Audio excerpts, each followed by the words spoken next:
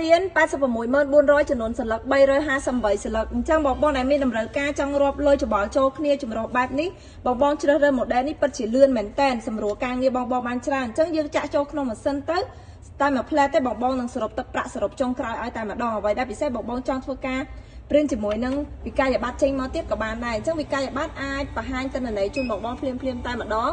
ថានៅក្នុងដុំ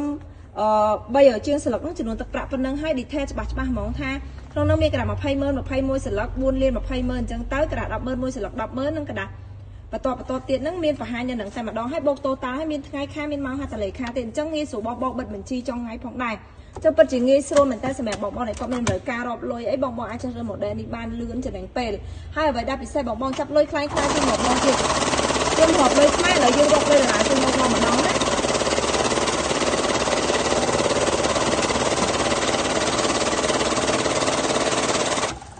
លុយដុល្លារក៏ដូចគ្នាដែរចំនួន200សន្លឹក $20,000 ប្រភេទกระดาษ100សុទ្ធបងអញ្ចឹងវាលឿនមែនតើ